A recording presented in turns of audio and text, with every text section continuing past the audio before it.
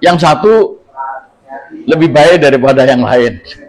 Oke. Ya, yang lain tuh yang saya maksudkan Jokowi itu rusak-rusakan. Ya, ini orang berbahaya sekali ya.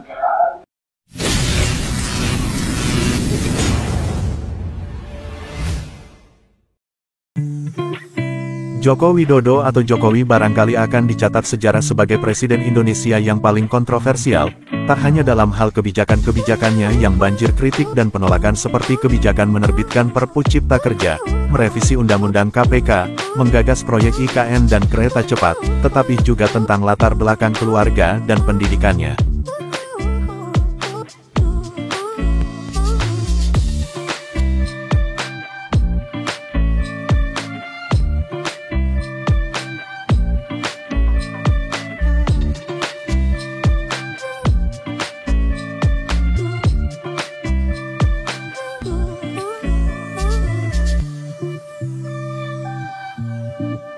Dalam hal menjalankan sistem pemerintahan, Jokowi juga dinilai telah merusak demokrasi dengan cawe-cawe pada Pilpres 2024 dan cenderung mengarah pada sistem otoriter, karena terkesan anti kritik dan tak segan-segan memenjarakan siapapun yang bertentangan dengannya.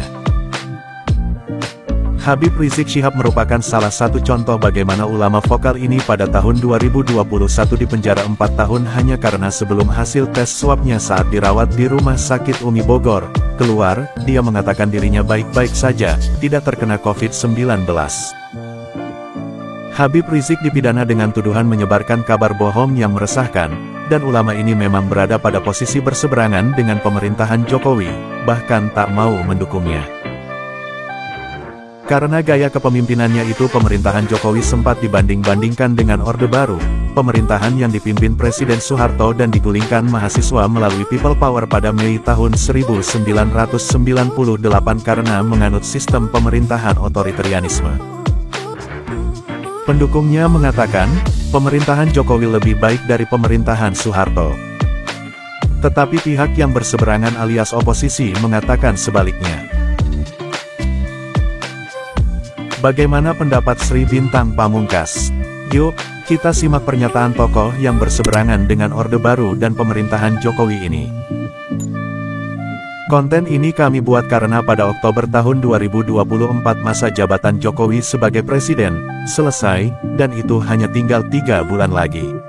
Konten ini dapat dianggap sebagai sebuah evaluasi.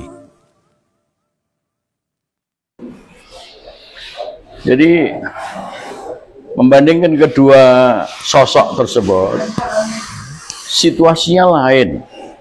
Situasi Pak Harto ketika naik gitu, katakanlah 67 sampai 71 ya,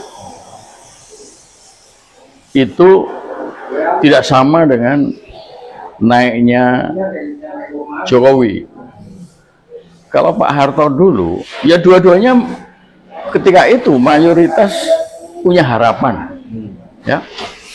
Seperti biasa memang kalau ada sosok baru, rejim baru, itu punya harapan, ya. Itu tidak usah jadi persoalan ya.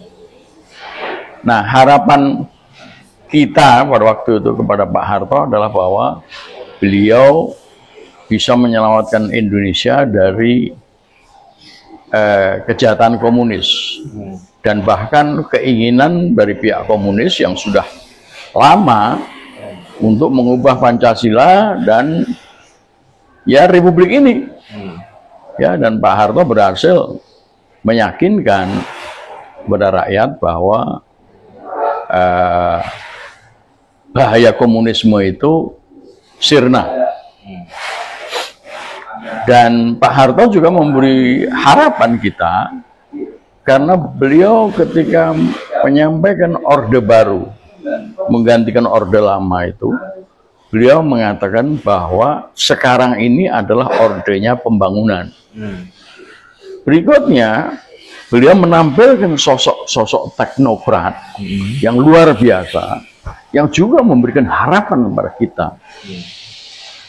Nah, tetapi kelihatannya memang tidak semuanya itu berhasil mulus. Sebab apa? Ternyata kemudian baru kita ketahui, dan itu pengetahuan kita itu agak terlambat. Kita baru mengerti setelah tahun 71, itu ternyata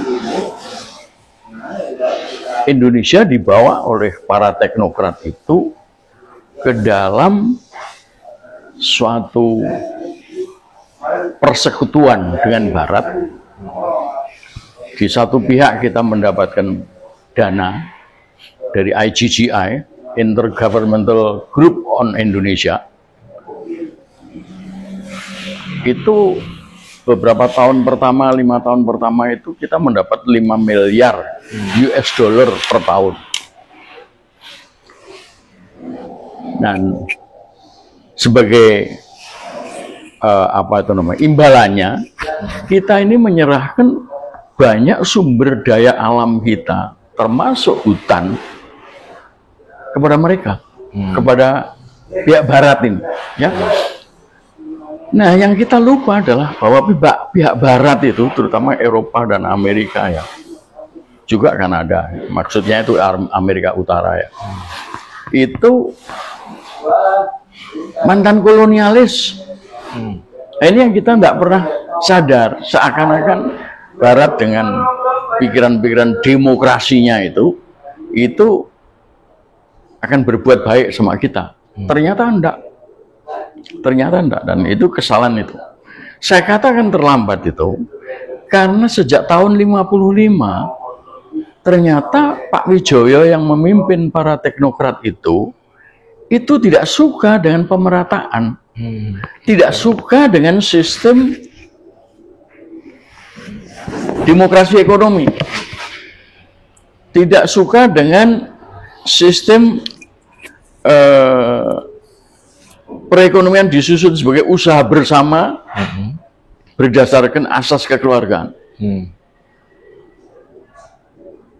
Bahwa kemudian kita mempunyai kekayaan sumber daya alam yang luar biasa, yang di dalam pasal 33 khususnya ayat 3 itu disebutkan untuk kemakmuran rakyat. Tentu Pak Widjojo tidak bisa mengelak dari situ. Tetapi Pak Widjojo mengarahkan itu sumber daya alam kita itu untuk pertumbuhan saja, tidak untuk pemerataan.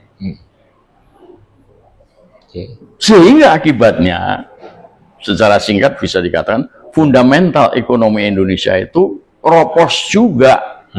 Karena apa? Karena begitu banyak kemelaratan dan kemiskinan yang terjadi. Sehingga saya katakan berulang-ulang, itu pesawat pembangunan itu tidak bisa take off, tidak bisa mencapai terbang jelajah. Dia nyungsep akhirnya, turun juga, ya. Dan kita nggak mampu untuk menjadi negara maju, ya. Mungkin ya masih berkembang saja, ya. Dengan pertumbuhan 5% kurang lebihnya, ya itu sudah dianggap oke-oke aja, ya. Tetapi, jangan dilupakan juga bahwa Pak Harto bisa membuat Indonesia menjadi bukan lagi pengimpor beras. Itu setiap tahun sebelum Pak Harto itu yang namanya pesawat pengimpor beras itu sayapnya itu bergetar karena begitu banyaknya ton beras yang harus diimpor, ya. Nah, kita bisa swasembada pangan, tetapi ya cuman sebentar, cuman 5 tahun kira-kira, ya. Habis itu kembali terpuruk, ya, karena itu tadi industrialisasi tidak berkembang, kekayaan alam kita dikeruk sama pihak asing. Jadi soal Morowali dengan nikel itu sudah ada terjadi di zamannya Pak Harto, bukan kemarin-kemarin saja. Ya, jadi itulah hutan kita ditebang dan ditebangi dan kemudian habis gundul, ya. Dan akhirnya terbukti ketika terjadi krisis moneter, ya Indonesia terpuruk, ya. Sekalipun saya bisa katakan bahwa semua orang juga tahu bahwa krisis moneter itu dibikin dibikin untuk menjatuhkan Pak Harto. Ya, tetapi kita juga harus berpikir bahwa kalau fundamental ekonomi kita itu kuat, keinginan untuk menjatuhkan Pak Harto itu tidak perlu mesti harus dengan ekonomi kita terpuruk, ya kan? Nah, lain halnya dengan Jokowi. Memang sebagian besar rakyat Indonesia kemudian pada akhirnya milih Jokowi dengan harapan ya, karena dia belusuan di kampung-kampung pakai sandal jepit, ya kan, sepertinya hidup sederhana, ya kan, sepertinya, bahkan ada yang menganggap bahwa dia itu calonnya Ratu Adil gitu. jadi orang Indonesia ini kebanyakan memang kesirup, ya, terhipnotis gitu dengan sosok Jokowi. Dan ternyata Jokowi ini tidak lain dan tidak bukan dia. Kalau Pak Harto itu katakanlah dengan kebijakannya itu melahirkan para konglomerat Taipan, ya, Cina-Cina yang pada akhirnya menjadi besar dan udah besar, tetapi tidak setia kepada Republik, ya kan?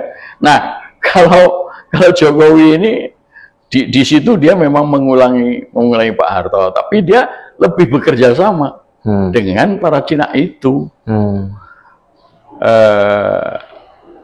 Jadi perampokan berjalan terus, bahkan lebih hebat lagi. Ya, perampokan berjalan terus dan lebih hebat lagi, dan dia memang mempunyai jiwa atau keinginan tidak saja merusak cita-cita Republik Proklamasi 45, tetapi bekerja sama dengan pihak asing untuk mengundang mereka dan menjajah Indonesia. Kenyataannya begitu. Dalihnya apapun yang disampaikan oleh Jokowi, silahkan aja, tetapi kenyataannya begitu. Anda bisa bayangkan, Oktober 20 tahun 2014 dia dilantik, ya kan? November dia sudah ada di Beijing, bicara di depan APEC. APEC itu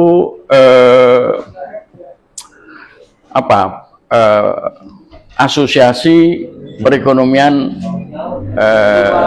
Indonesia,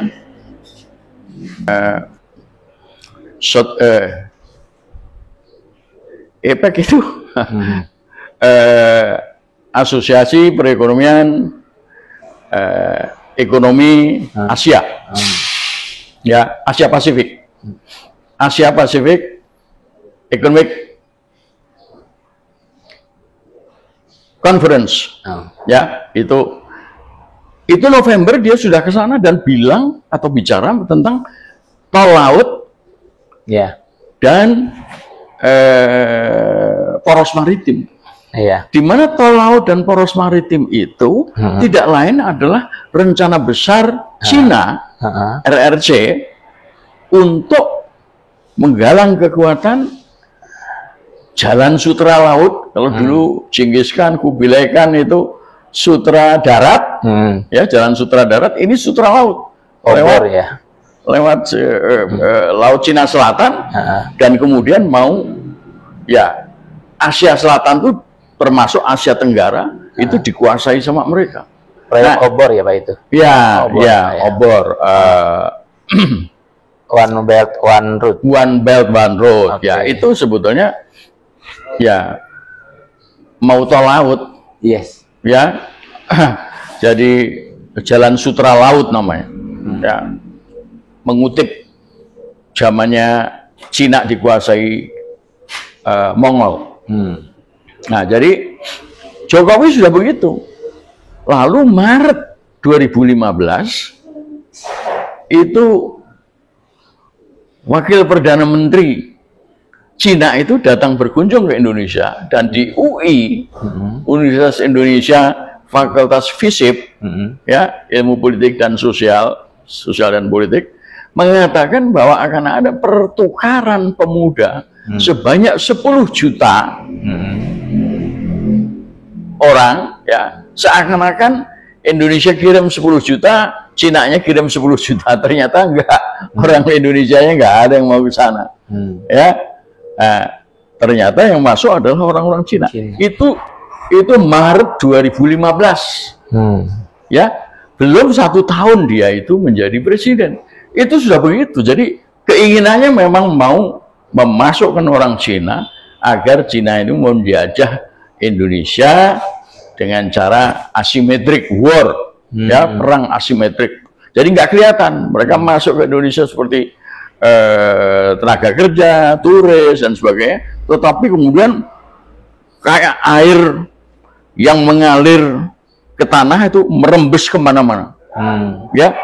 Nah, itu lewat tol laut dan poros maritim yang dibangun oleh Jokowi untuk terminal mereka, termasuk Pantai Indah Kapuk, pulau reklamasi. Sekarang muncul lagi Pantai Indah Kapuk 2. Ya. Ya, ini lebih jahat lagi. Ini makar. Ini makar. Kalau Pak Harto nggak ada keinginan makar itu untuk menyerahkan Indonesia atau bagian dari Indonesia ke pihak asing, itu nggak ada, ya.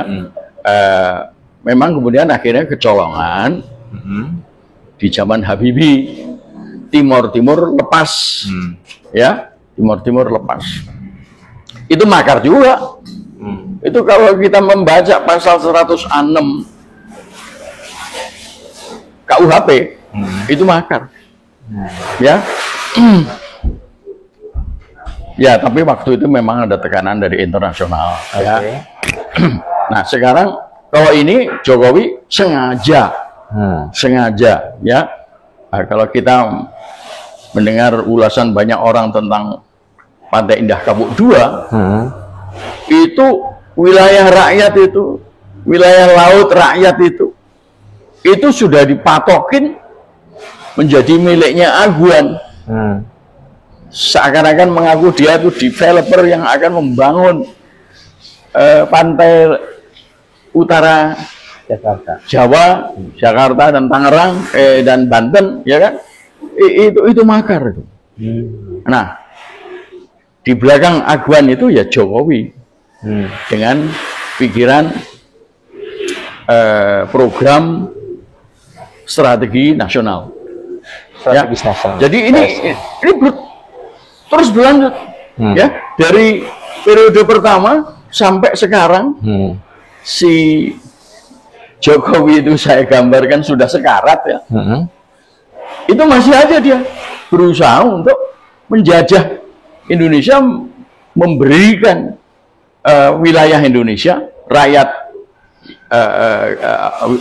wilayah Indonesia dari rakyat kepada para Cina yang tidak loyal kepada NKRI dan Republik Proklamasi 45. Ada banyak Cina yang loyal, yang setia, yang mereka menjadi besar, mereka menikmati hidup di Indonesia dan setia kepada Undang-Undang Dasar, setia kepada, bayangkan ya, kita memberikan mereka itu, Cina-Cina itu, kewarganegaraan sebagaimana tersurat di dalam pasal 27 ayat 1 dan ayat 2.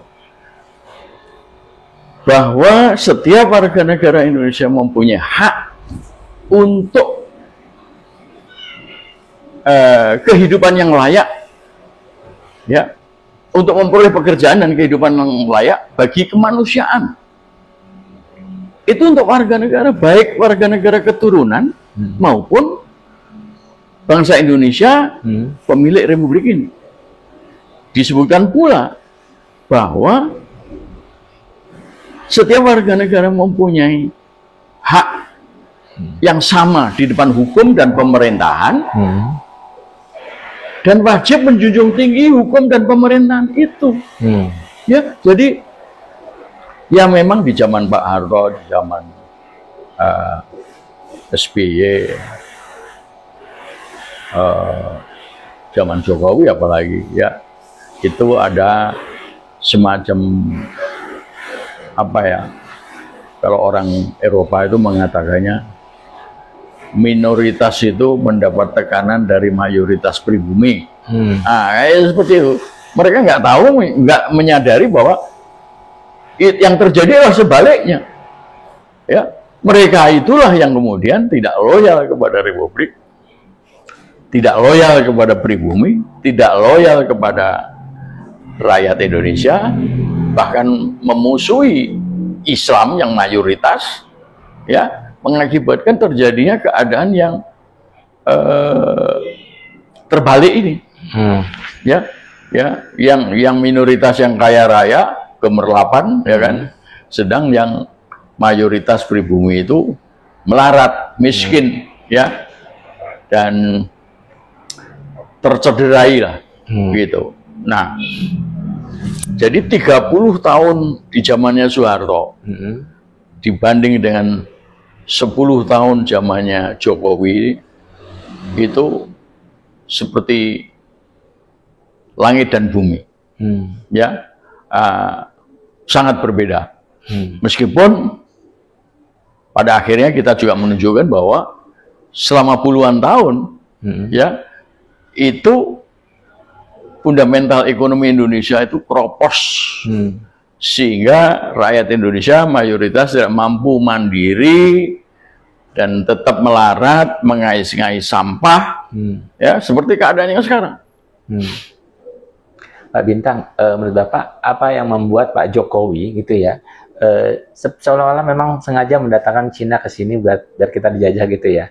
Apakah karena isu bahwa dia itu merupakan proksi dari oligarki, karena oligarki itu kan mayoritas memang Tionghoa ya, pengusaha Tionghoa, atau ada faktor yang lain, Pak?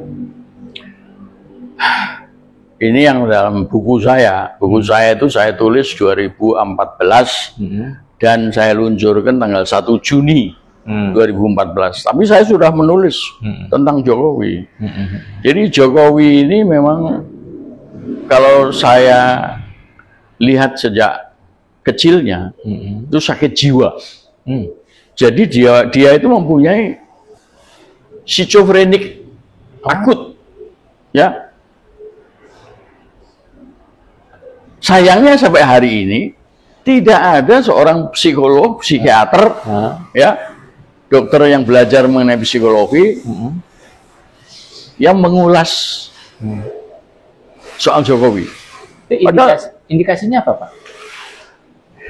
Indikasinya ya berbuat yang aneh-aneh yang kemudian kita sebut tadi sebagai mendatangkan orang Cina, ya, menjajah, ya kan, untuk menjajah. Kemudian kong kali kong dengan oleh oligarki untuk merusak tatanan negara, ya, membuat konflik di masyarakat. Ini indikasinya, kenyataannya lah itu. Nah, saya terangkan dalam buku saya, dia itu lahir dari seorang ibu yang umurnya itu baru kira-kira 10-11 tahun, dan itu mungkin, ya, sepanjang si ibu gadis ini sudah haid, ya, haid itu kan tanda yang menunjukkan bahwa telur si ibu itu sudah ada dan kemudian karena tidak dibuahi maka keluar dalam bentuk haid. Nah, jadi telurnya itu ada. Nah, disitulah dugaan saya dia itu dihamili oleh seorang Cina. Ini agak beda dengan teorinya Bambang Tri. Kalau Bambang Tri mengatakan ibunya Jokowi yang Cina, bapaknya yang Jawa. Ini aku terbalik. Aku 2013 itu udah menulis, ya, tentang Jokowi itu karena aku sudah dapat informasi lah tentang siapa sebetulnya Jokowi, siapa nama aslinya. Itu saya sudah dapat dari orang Cina juga, sejarawan Cina, ya. Jadi dia itu lahir dari seorang ibu yang masih sangat belia, yang tidak mungkin bisa memelihara anaknya sebagai seorang ibu secara wajar. Iya, karena masih di bawah umur ya, Pak. Betul, sangat di bawah umur. Dan ya akibatnya yang menjadi korban ya mungkin dua-duanya, ya. Ya si ibu jadi korban karena dia merasa belum mampu, tidak layak, ya kan?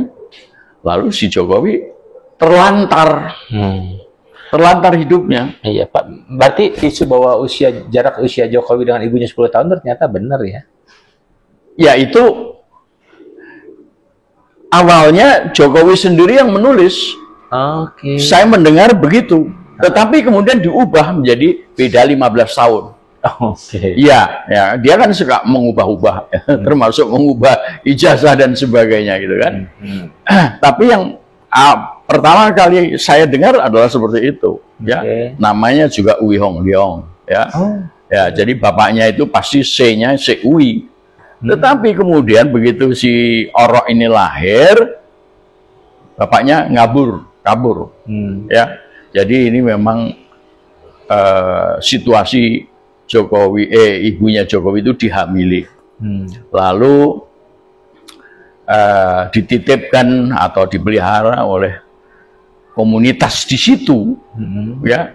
Nah, muncullah bapaknya itu yang menjadi bapak tiri ya. Bapak sambung. Bukan bapak kandung, bapak tiri. Bapak sambung maksudnya. Oh ya, bapak sambung ya. Lalu nah, setelah si ibu ini juga kemudian dewasa, ya kemudian dikawini, lalu melahirkan 3 orang anak perempuan. Salah satunya yang kemudian menikah dengan Usman, hakim konstitusi. Ya, ya itulah beberapa hal yang sempat saya tulis di dalam buku saya, dan saya mendapatkan informasi itu dan percaya bahwa informasi itu benar adanya gitu. Ya. Jadi saya juga tulis itu yang namanya schizofrenik akut itu saya tulis di buku saya. Dan dalam tulisan-tulisan pendek saya yang lain, ya. Nah, ini sejarahnya Jokowi itu memang ini orang gendeng ora waras. Nah, ketika dia dilantik tanggal 20 Oktober 2014, apa yang dia siapkan kan kereta kencana itu dengan kuda 7 atau kuda 9 tuh, ya. Dari mana? Dari MPR menuju ke Monas. Di situ ada pesta rakyat, ya kan? Ya pesta rakyat betul itu, orang makanannya itu yang disebarkan itu jajan pasar istilahnya, ya. Jajan pasar ya. Ada kacang, ada kentang, ada macam-macam lah, jenang, ya, kayak gitu. Nah, ini saja sudah menunjukkan keanehan, ya kan? Nah, di situ saya mulai sadar bahwa oh ya benar, apa yang saya tulis dulu itu benar. Lalu karena apa? Karena buku yang saya tulis itu kan baru 1 Juni 2014. Ini kan Oktober 2014. Jadi masih belum tercatat dalam buku saya. Terus kemudian dia berujar mau membentuk kabinet, menteri-menterinya itu di sebuah dermaga di Priok. Ini kan aneh-aneh. Ini wong edan. Itu perasaan saya pada waktu itu begitu, dan ternyata hasilnya memang 10 tahun ini edan. Nah, tapi Pak, pertanyaannya gini, kalau memang Pak Jokowi punya kelainan seperti itu ya, ketika seseorang mencalonkan diri sebagai presiden, kan ada pemeriksaan kesehatan nih, kok bisa lolos ya? Ya itu, saya kira memang kepresidenannya dia itu tidak terlepas dari dukungan para konglomerat dan dukungan dari para Cina. Jadi sebelum apa namanya dia kenal Xi Jinping, ketika berkunjung di konferensi APEC itu, dia sudah kenal sama Cina-Cina di sana. Dia itu sudah jualan mebel, ekspor mebel, ya, mencari kayu jati bahan mebel di mana hutan di Jawa Utara itu, Alas Roban. Itu dia sudah belusuan di situ, ya, sama bapak tirinya itu, bahwa yang punya perusahaan mebel itu, ya. Jadi dia itu sudah banyak dikenal, termasuk LBP juga mengatakan saya sudah kenal Jokowi lama. Prabowo juga pernah mengatakan begitu, saya yang mengusung Jokowi itu saya, kan gitu. Ya kan? Demikian juga Ahok. Ahok itu menemui dia di rumah dinasnya di Loji Gandrung, Solo, ya. Waktu dia jadi wali kota, ya, itu rumah dinas wali kota, pakai baju kotak-kotak bersama-sama dengan Jokowi. Di mana baju kotak-kotak itu baju seragamnya Komunis Internasional. Itu sudah muncul, dan karena itu saya menjadi yakin bahwa apa yang dikemukakan oleh sejarawan Cina itu tentang Jokowi itu betul. Dia itu memang sakit jiwa.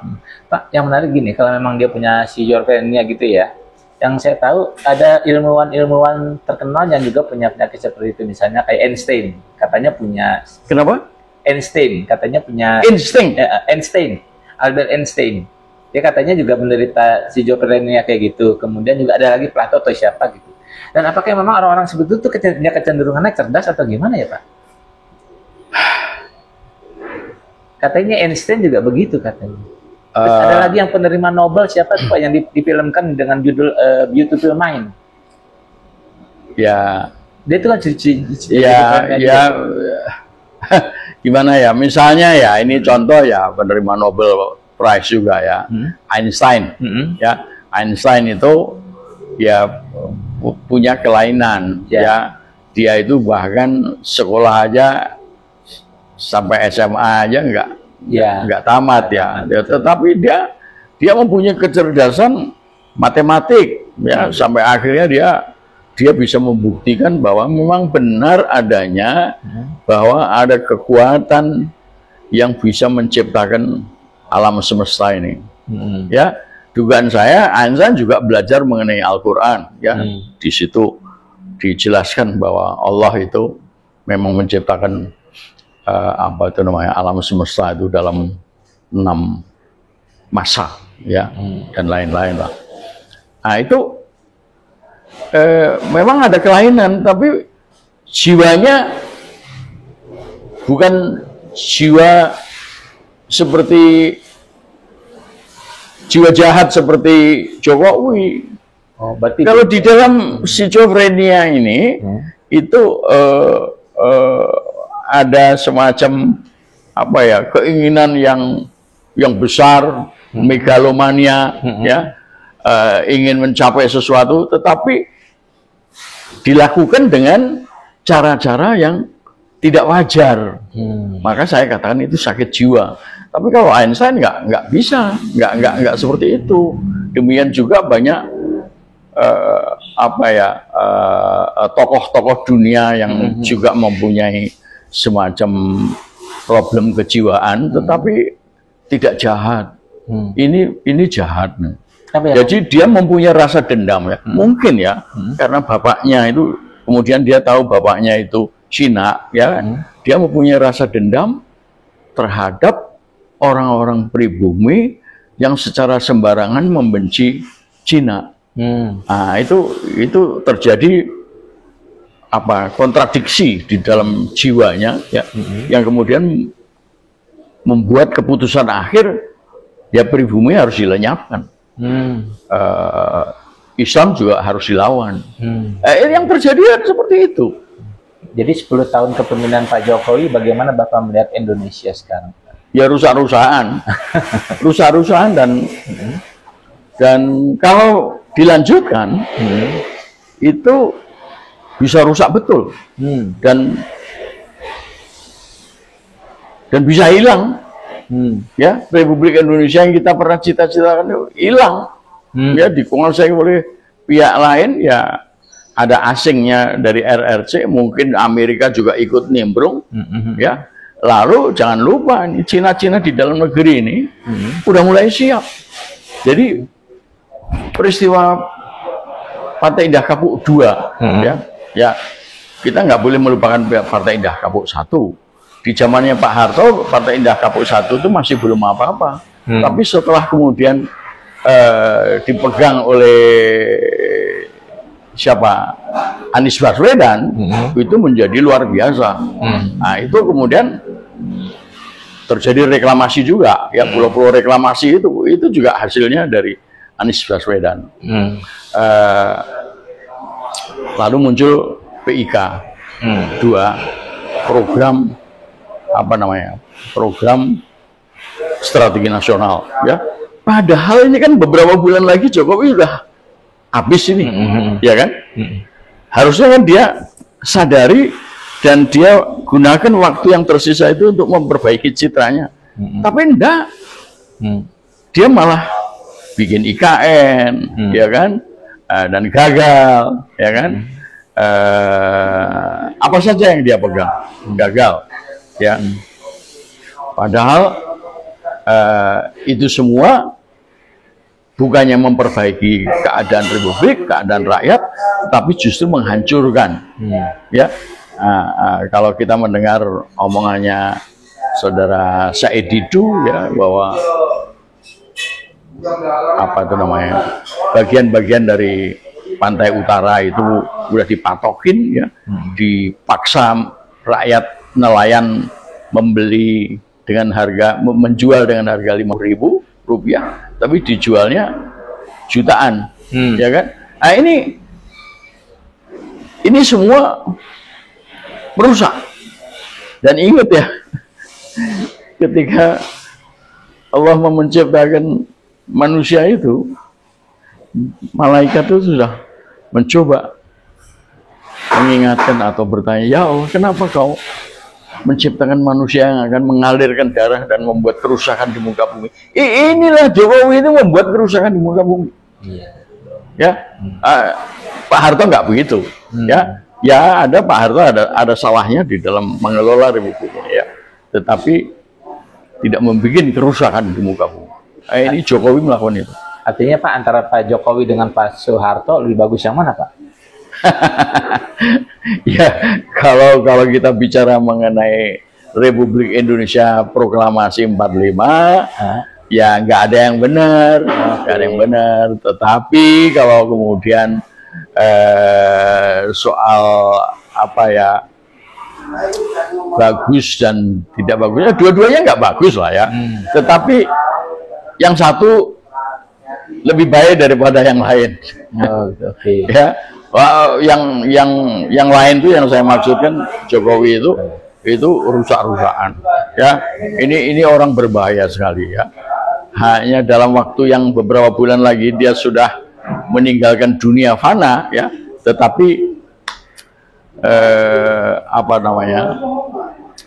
Tapi dia masih ingin terus mempertahankan dirinya, ya. Kalau bisa malah setelah 20 Oktober untuk tetap berkuasa dan merusak, ya. Jadi si Prabowo ini juga harus sadar tuh. Tetapi kalau Prabowo ini sadar benar, ya sadar benar, ya, dia mestinya ya udahlah, nggak usah mau jadi presiden, ya, nggak usah jadi presiden. Yang terakhir catatan saya, ya, karena tadi sudah terlanjur bicara soal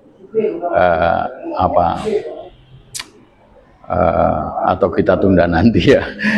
Pak, kan Pak Jokowi ini sampai pada posisi ini itu karena ada partai-partai yang mengusungnya dan karena ada pendukung-pendukungnya. Harapan Bapak terhadap mereka apa, Pak? Terhadap partai-partai itu? Partai-partai maupun pendukungnya, Pak. Ya, pertama soal partai, ya. Partai di zamannya Undang-Undang Dasar 2002 ini sudah tidak benar.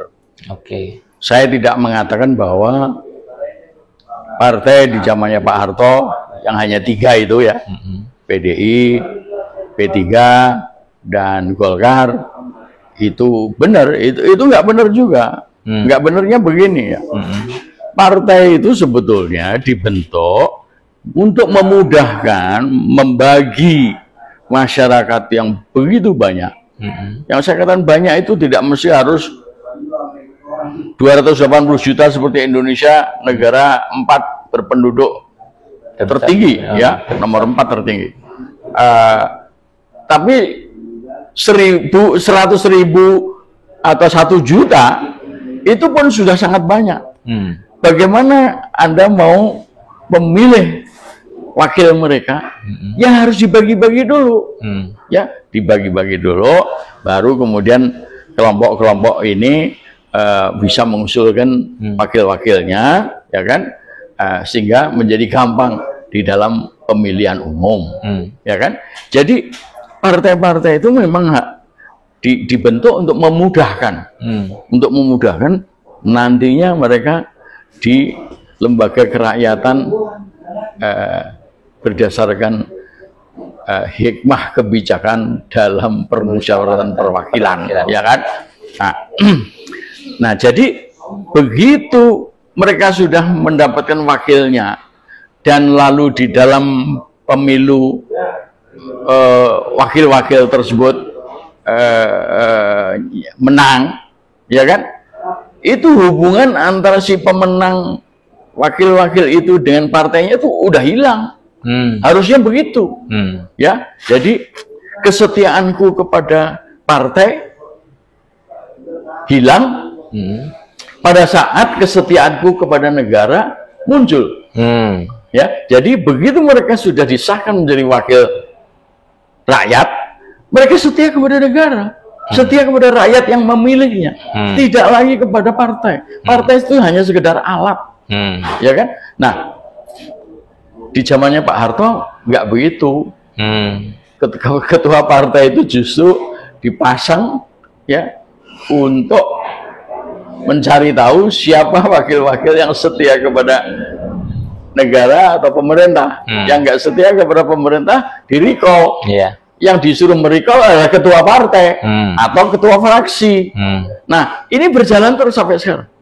Ya, nah ini nggak boleh terjadi. Jadi pasca Jokowi, ini pikiran-pikiran begini ini harus hapus, diganti dengan pikiran yang tadi saya sampaikan. Kesetiaan kepada partai hilang pada saat kesetiaanku kepada negara muncul. Ya, nah itu sebetulnya yang mengatakan hal seperti itu pertama kali adalah Abraham Lincoln. Saya lupa presiden keberapa dia. Ya, lalu ada senator dari Filipina yang juga mengulangi kata-kata itu. Mestinya begitu, sehingga DPR kita itu betul-betul DPR yang independen untuk rakyat dan negara, demi rakyat dan negara. Tidak lagi ada hubungannya dengan partai. Nah, ini partai-partai kita itu begitu. Nah, partai-partai itulah yang kemudian mendukung Jokowi. Jadi kedaulatan rakyat itu digantikan dengan kedaulatan partai. Lalu yang pendukung-pendukung Jokowi itu menurut pendapat saya yang selain partai ya, itu ya Cina-Cina yang menginginkan supaya Cina Indonesia itu bisa menjadi presiden dan lalu Indonesia ini bisa dijajah sama Cina. Artinya pribumi Islam itu harus hilang, hapus. Dan itu sudah saya kemukakan berkali-kali. Iya. Harapan Bapak kebetulan saja pendukung-pendukung itu kaya raya, taipan-taipan. Ya, harapan Bapak terhadap pendukung-pendukung dia yang sampai sekarang masih mendukung Pak Jokowi apa? Ya, itu hanya sebagian kecil ya menurut pendapat saya. Orang-orang Cina yang lain itu banyak teman-teman saya ya yang sampai sekarang tuh masih komunikasi, itu loyal dan setia kepada Indonesia. Ya, nah jadilah seperti mereka. Itu himbauan saya ya, jangan sampai membuat kerusakan sehingga terjadi konflik. Apalagi konflik yang berdarah. Ya kita berkeluarga aja, karena Undang-Undang Dasar 45 sudah memberikan banyak kok kepada mereka. Seperti yang tadi saya sebutkan, antara lain adalah pasal 27 itu. Ya, jadi ingatlah bahwa kalian itu ada di sini dan hidup dengan baik dan mendapatkan banyak. Ya, sekolah juga baik, ya. Menjadi sarjana, menjadi akademisi, menjadi ahli, menjadi tokoh, ya kan? Nah, hanya satu yang kemudian perlu diingat, ya, tokoh-tokoh keturunan itu yang sudah ahli sekalipun itu dilarang menjadi presiden atau wakil presiden. Ya itu aja. Mau menjadi menteri, mau menjadi apa, terserah, no problem. Ya.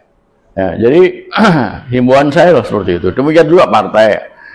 Kalau menurut saya sih partai-partai ini udah salah kaprah lah. Bubarin aja, nanti kita bentuk lagi partai sesuai dengan undang-undang partai yang baru. Ya, yang antara lain tadi itu mengatakan tentang loyalitas kepada negara itu. Ya. Nah, tentu saja hal itu hanya baru bisa terjadi setelah Jokowi tumbang. Ya. Jadi kita bikinlah kemerdekaan yang kedua Republik Indonesia. Proklamasi 45. Ini proklamasi 2025. Seperti itu. Tapi udah lama nih, banyak masyarakat menginginkan Pak Jokowi tumbang, tapi sampai sekarang masih nggak tumbang, Pak. Ya, karena banyak halangan ya. Yaitu tadi antara lain pendukung-pendukungnya itu mati-matian mau mempertahankan kecinaannya ya, tanpa AB terhadap risiko yang mungkin terjadi. Risiko yang terjadi ya akan terjadi tumpah darah, ya akan terjadi perang saudara antara pribumi dan non pribumi, ya seperti itu. Kemudian juga partai-partai ini kan bikinan semua ini rekayasa semua, ya kan? Jadi ya justru di dalam saat-saat terakhir Jokowi ini kita semua harus mulai berpikir tentang Republik Indonesia yang seperti yang kita cita-citakan, ya, damai, aman, sentosa, lahir dan batin sejahtera, adil dan makmur, ya, dan sejajar dan terhormat di antara bangsa-bangsa di dunia. Kalau enggak ya terjadi konflik terus, ya, si pribumi nggak mau kalah, si Cina pun gelap mata, ya kan? Nggak cuma Cina ya, Arab juga itu. Iya, siap. Ya Pak ya. Oke. Siap.